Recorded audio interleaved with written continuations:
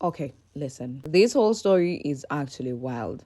A political figure gets assassinated mid-speech. The shooter's motives are messy, and then plot twist.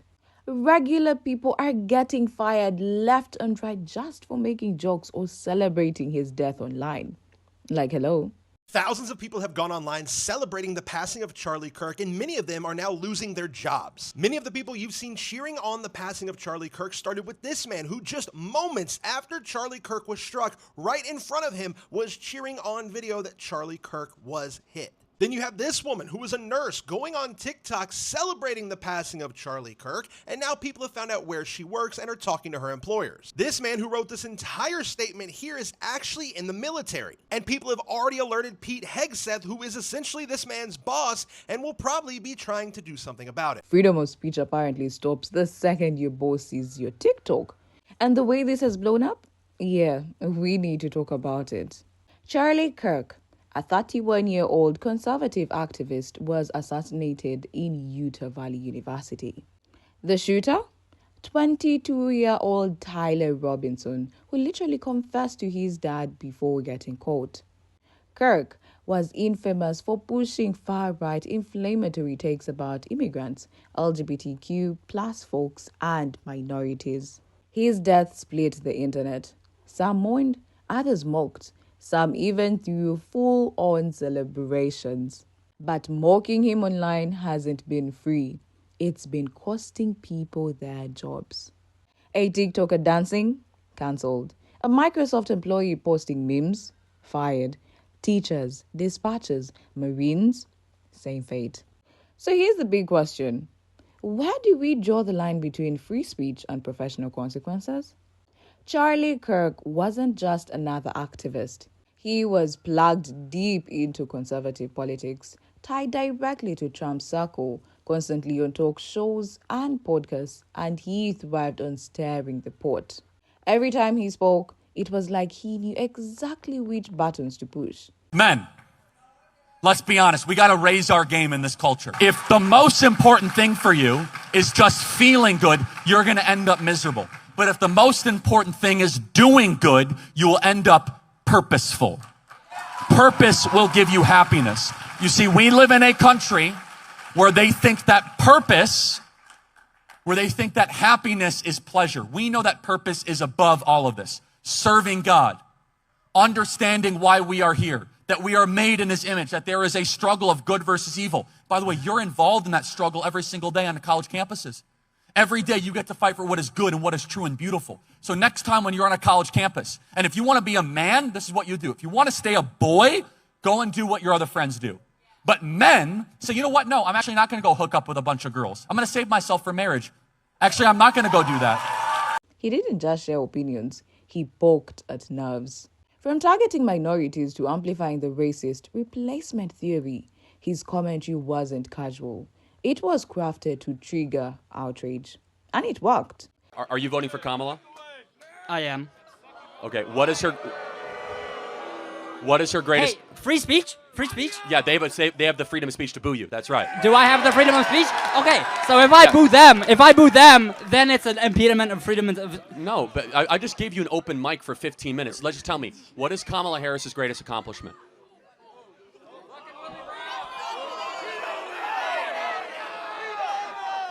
See, that's that question. You can't. Okay. The greatest accomplishment that goes back to sort of establishing an extreme. I can't definitively say, oh, this is the greatest, though. Absolute. Name greatest. an accomplishment of hers. An accomplishment of her? She got in. She in when she was the Hey. People either rallied behind him like he was the future of conservatism or despised him with everything in them. There was no in between. You either wore his jersey or booed him off the field. Then came the Utah event. Tyler Robinson, just 22 years old, showed up hours before the speech. He blended in wearing shorts and a t-shirt, then deliberately switched into all black so he could climb onto the rooftop without catching attention.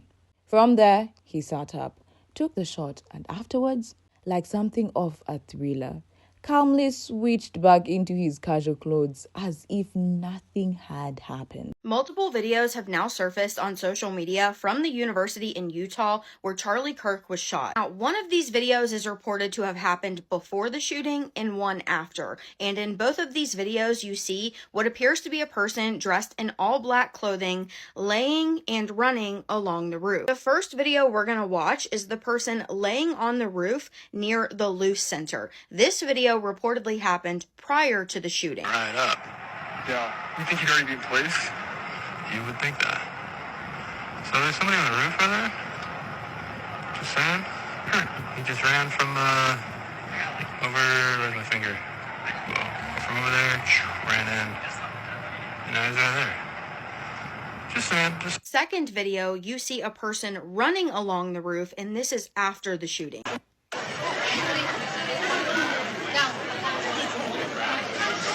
According to Tesseron News 3 on Instagram, the video of the person laying on the roof was filmed prior to the shooting and uploaded to X following the shooting. We also learned yesterday during the press conference that law enforcement believes this suspect may have been shooting from a roof and was dressed in all black clothing. However, as of right now, the shooter is still at large. Maybe for a moment he thought he had pulled it off, but guilt caught up quick. He confessed to his father, and once the family got involved, law enforcement was contacted. That confession sealed everything. That's how he was caught.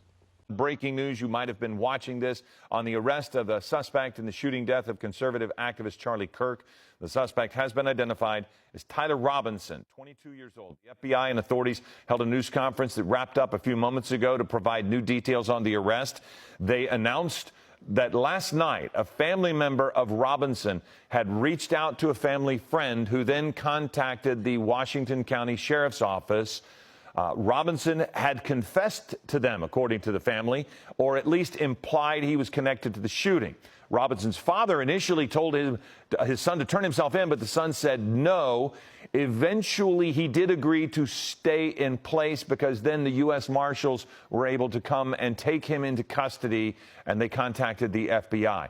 News of the arrest came hours after the FBI and state officials had pleaded for public help by releasing additional photographs of the suspect. The crime itself was shocking enough on its own. But here's the part that truly blew everything wide open. What happened after Kirk's death? The ripple effect turned into a firestorm that stretched way beyond just the shooter and Kirk himself. A TikToker at the Pretty Pause 06 went viral for literally dancing while saying, "It was God's plan." Ding dong, the witch is dead. To everyone saying that it was such a senseless, violent act, I want you to remind yourself that it was God's plan. I mean, really, it was actually his fault because, like, he should have been wearing, like, a bulletproof neck brace or something. Like, I cannot believe he walked out the house without it. I mean, really, you have to be aware of what you're wearing in public so that, like, people don't target you and you don't become a victim. So I guess this is just another example of God's plan in action. It was not a senseless act of violence. This was God's plan. Happy hump day, y'all! And she wasn't just saying it with a straight face. She was laughing, twirling, and treating the whole thing like it was a performance piece. The clip spread like wildfire, and the reaction was immediate. People were dragging her in the comments, mass reporting the video, and making sure she got completely wiped off the platform. That's not speaking your truth. That's handing the internet a reason to cancel you on a silver platter. And honestly, this moment became the spark that showed just how little grace people were willing to give anyone celebrating Kirk's death. It set the tone for everything that followed. In Michigan, an Office Depot manager straight up refused to print vigil posters, calling them propaganda. Customers pulled out their phones, filmed the exchange, and pressed her on why. Instead of backing down, she doubled down. So, we came in for an order earlier to print a poster for a vigil tonight. Yeah, so for somebody that passed.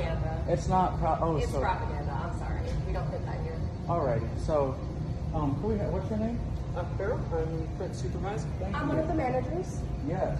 So, unfortunately, we do So not they print- say they don't print we don't political print propaganda. No. So this is somebody that passed away a couple years That's ago. political propaganda, unfortunately. I'm So sorry. this is for a prayer tonight, for a prayer vigil? It's still propaganda, unfortunately. I printed What other makes it things. propaganda? Because he's a political figure, and I don't have to. Right. It's yeah. Our general manager is going to be in on Monday. If you No, want to it's speak totally further okay. on No, the we subject. And days later, boom, she was out of a job. The company rushed out a very corporate apology, trying to put out the fire. Like, since when do print shop managers get to act like political referees? It leaves you wondering, was she acting out of personal bias, confused about company policy, or just panicking in the moment? Whatever the case, the internet wasn't about to let her slide, and the company clearly decided she was easier to sacrifice than to defend. Office Depot said, nah, fuck your posters for your visual, Charlie. Just take a look at this lady's face. You thought you were gonna get your posters for your vigil, even though you paid for it? So we came in for an order earlier to print a poster for a vigil tonight. Yes. For somebody that propaganda. passed. It's not. It's propaganda. I'm sorry. We don't put that here. All right. So, what's your name? Kirk. I'm print supervisor. I'm one of the managers. Can I speak to the manager? So. She said it's straight up propaganda and we refused to print it. You think she was just keeping it real, how she was feeling? Office Depot ended up firing this lady over this, and they issued an apology. Do you think that worker had too much power to deny those people something that they already paid for? The bottom line is this wasn't even about Charlie Kirk. This is about who controls the speech, the worker at the counter or the billion-dollar company. A Microsoft employee who had been with the company for 6 years ended up losing everything over a couple of memes celebrating Kirk's death. He posted them, probably thinking it was just dark humor for his friends, but the internet doesn't forget. He tried to delete them, tried to downplay it, but then screenshots were already everywhere. And the company wasted no time. He was cut loose almost immediately. 6 years gone over a meme? That's brutal. Meet Haley Curdell, a 911 dispatcher from Nashville, Tennessee. She has been put on unpaid leave due to her social media post. For some reason, Haley thought that this cartoon would be appropriate. This is a person that works in law enforcement. She's a 911 dispatcher. Well, she was. A lot of people on this app were making jokes about Charlie Kirk's assassination on social media. And today, they are waking up, finding out that they have no jobs and they have been fired or laid off. Well, what did you think was going to happen? It shows how fragile job security really is in the age of social media. When something's out there, even for a few minutes, it can undo years of work and loyalty in seconds. And that's the scary reality a lot of people are waking up to. And this is where things really start spiraling. It stopped being just about TikTokers getting called out or tech employees losing jobs. Suddenly, professors, teachers, Marines, even 911 dispatchers were being dragged into this fallout. I got fired! I got me fired from my job!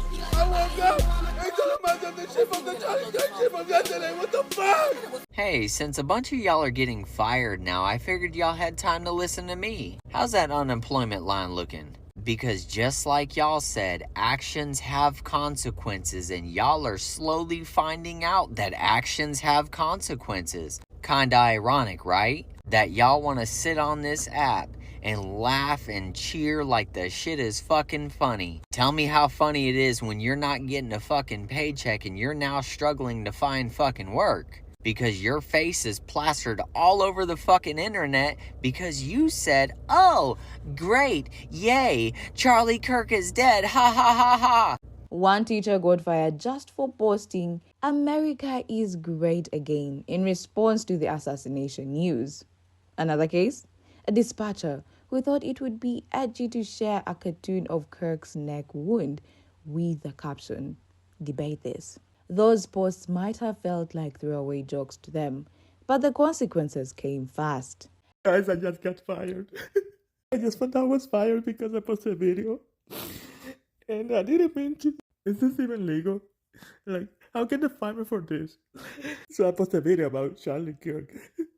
And I just received the email. They are violating my Second Amendment. How can they fire me for this? I didn't even say anything at work. It was on TikTok. And then the internet kicked it up a notch. A whole website launched called Expose Charlie's Murderers. And honestly, it sounds exactly like what you think it is. A giant submission box where people drop names, screenshots, and even workplaces of anyone caught mocking Kirk's death. Imagine a public firing database, because that's basically what it turned into. Companies weren't just stumbling onto this stuff. They were being spoon-fed reasons to cut people loose. And that's why I'm saying, this isn't your usual cancel culture moment. This is organized online vigilante justice on a scale we haven't seen before. Can you believe that over 650 people have already lost their jobs, all for celebrating the death of Charlie Kirk? Who knew that one tragedy would turn MAGA into social justice warriors? But that's exactly what's happening. Instead of sitting back in grief, conservatives are turning that into action. Every tweet, every video mocking his murder is being collected, clipped, and sent straight to their employers. And people are really getting fired. And now it's going even further. A website called Expose Charlie's Murderers is compiling those posts into a searchable database with names, professions, even employers, so that we know who and where these clusters of hate exist. You don't get to hide in a classroom behind a uniform or behind a screen. If you spew hate, you suffer real-world consequences, because just like you've been saying all along, words do matter. Here's the deal. The argument goes that if your name is tied to a company, whatever you post online automatically bounces back on your employer.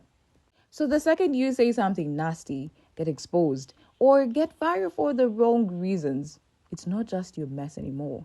It's your company's headache too. And that's why brands move so quickly to cut ties. They don't want the baggage. They don't want the headlines. And honestly, they would rather lose one employee than risk a full-on PR nightmare. It's less about protecting values and more about protecting the logo on the building. And let's just keep it real here. Most companies aren't losing sleep over mortality. They're losing sleep over bad press. The second a boycott gets threatened or hashtag starts trending, they'll push an employee out the door without blinking if it means saving face. It's not about standing on principle. It's about damage control. Protect the brand, protect the logo, keep customers happy. In their eyes, sacrificing one employee is nothing compared to risking thousands of angry customers or a viral PR disaster. That's just the cold math of corporate survival. And here's where it really gets tricky. Would this avalanche of firing still be happening if the person who died wasn't Charlie Kirk? Or is the outrage dialed up to 100 because of who he was and what he stood for and the side of politics he represented? That's the uncomfortable part nobody really wants to unpack, because it forces us to confront double standards in how speech is judged online. One group's accountability can look like another group's witch hunt, and that gray area is exactly what makes this debate so messy. So when you put it all together, the bottom line is this: freedom of speech protects you from the government, not from your boss. And in 2025, every retweet, TikTok, or meme basically doubles as your resume or your pink slip. Reporters say around 658 people have lost their jobs over this, and that number keeps climbing. We're not just talking random internet trolls. We are talking employees at universities, tech companies, and even government officers. Nobody's getting a free pass. And it's not just jobs. Friend groups are collapsing. Creators are going live in tears, and entire online communities are at each other's throats. It feels like a digital civil war. Meanwhile, A slogan has started trending. If you think people deserve to be shot for opinions, don't cry when you get fired for yours. That's the rallying cry of those defending the firings. But not everyone's buying it. To a lot of people, this feels less like accountability and more about mob-driven punishment where anger is steering the wheel instead of fairness. And that's why I keep saying, this is bigger than Kirk. This is about whether the internet should really have the power to completely wreck someone's life over a single bad post or a bad joke. That's the scary part. Here's where I land. Kirk's rhetoric was harmful, but celebrating his mother online? That's reckless. Employees stepping in? Honestly, predictable. But firing hundreds of people over jokes, memes, or even dancing videos feels excessive. So now I want to know what you think. Is this justice, accountability, or cancel culture on steroids? Let's talk in the comments because this saga isn't slowing down. And just remember, screenshots don't expire. Post wisely or you might be next.